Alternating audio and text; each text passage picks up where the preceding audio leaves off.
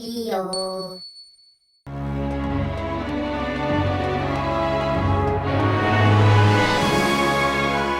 Assalamualaikum warahmatullahi wabarakatuh.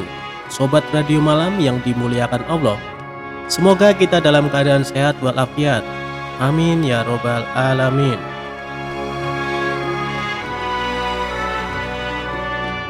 Abu Nawas memantati raja. Pada suatu sore ketika Abu Nawas ke warung teh, kawan-kawannya sudah lebih dulu berada di sana. Ternyata mereka sengaja menunggu Abu Nawas. Nah, ini dia Abu Nawas datang, kata salah satu seorang dari mereka. Ada apa? Kata Abu Nawas sambil memesan secangkir teh hangat. Kami tahu engkau selalu bisa melepaskan diri dari perangkap-perangkap raja. Tetapi kami yakin kali ini engkau pasti dihukum Baginda Raja bila engkau melakukannya. Kawan-kawan Abu Nawas membuka percakapan. Apa yang harus kutakutkan? Tidak ada sesuatu apapun yang perlu ditakuti kecuali Allah, kata Abu Nawas menantang. Selama ini belum pernah ada seorang pun di negeri ini yang berani memantati Baginda Raja. Bukankah begitu, hai Abu Nawas? Tanya kawan Abu Nawas.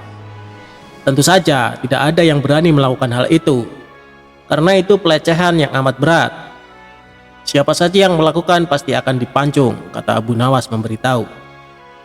Itulah yang ingin kami ketahui darimu. Beranikah engkau melakukannya? Tanya temannya yang lain. Sudah kukatakan bahwa aku hanya takut kepada Allah saja. Sekarang apa taruhannya bila aku bersedia melakukannya? Abu Nawas balik bertanya. 100 keping uang emas. Selain itu, Baginda harus tertawa pada saat engkau pantati, tantang mereka. Bukan Abu Nawas namanya jika tidak bisa menyelesaikan suatu masalah. Ia menyanggupi tawaran yang amat berbahaya itu dan kembali pulang ke rumahnya. Kawan-kawan Abu Nawas merasa tidak yakin Abu Nawas sanggup untuk memantati Baginda Raja dan membuat Baginda Raja tertawa. Karena tantangan ini sangat berat, maka kali ini Abu Nawas pun harus berhadapan dengan Algojo pemenggal kepala.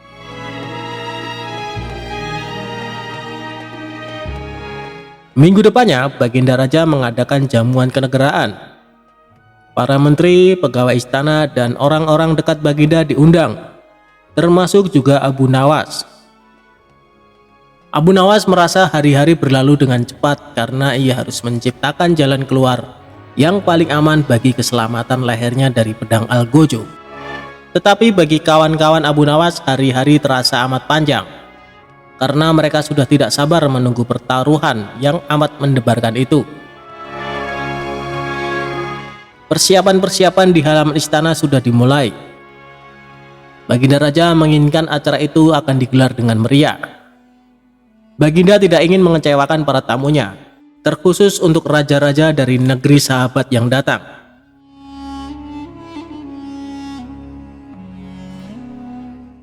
Akhirnya hari yang dijanjikan telah tiba. Semua tamu sudah datang kecuali Abu Nawas. Kawan-kawan Abu Nawas yang menyaksikan dari jauh merasa kecewa karena Abu Nawas tidak hadir. Namun ternyata mereka keliru. Abu Nawas bukan tidak datang, tetapi terlambat sehingga Abu Nawas duduk di tempat yang paling belakang. Ceramah-ceramah yang mengesankan mulai disampaikan oleh para ahli pidato. Kemudian giliran Baginda Raja menyampaikan pidatonya. Setelah menyampaikan pidato, Baginda melihat Abu Nawas duduk sendirian di tempat yang tidak ada karpetnya. Karena merasa heran, Baginda Raja bertanya, "Mengapa engkau tidak duduk di atas karpet?" Tanya Raja. "Paduka yang mulia, hamba haturkan terima kasih atas perhatian Baginda.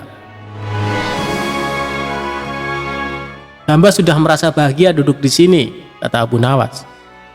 "Wahai Abu Nawas, majulah dan duduklah di atas karpet, nanti pakaianmu kotor karena duduk di atas tanah," Baginda Raja menyarankan.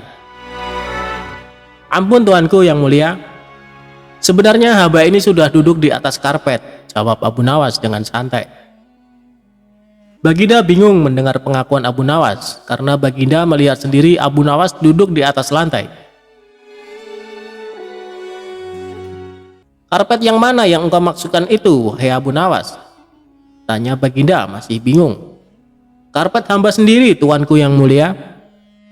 Sekarang hamba selalu membawa karpet dimanapun hamba pergi," kata Abu Nawas seolah-olah menyimpan misteri. "Tetapi sejak tadi aku belum melihat karpet yang engkau bawa," kata Baginda Raja bertambah bingung. "Baiklah Baginda yang mulia, kalau memang ingin tahu maka dengan senang hati hamba akan menunjukkan kepada Paduka yang mulia," kata Abu Nawas sambil beringsut-ringsut ke depan. Setelah cukup dekat dengan Baginda, Abu Nawas berdiri, kemudian menunjukkan potongan karpet yang ditempelkan di bagian pantatnya. Abu Nawas kini seolah-olah memantati Baginda Raja. Melihat ada sepotong karpet menempel di pantat Abu Nawas, Baginda Raja tak bisa membendung tawa sehingga beliau terpingkal-pingkal diikuti oleh para tamu yang datang. Menyaksikan kejadian yang menggelikan itu, kawan-kawan Abu Nawas merasa kagum dan mereka harus rela melepas 100 keping emas untuk Abu Nawas.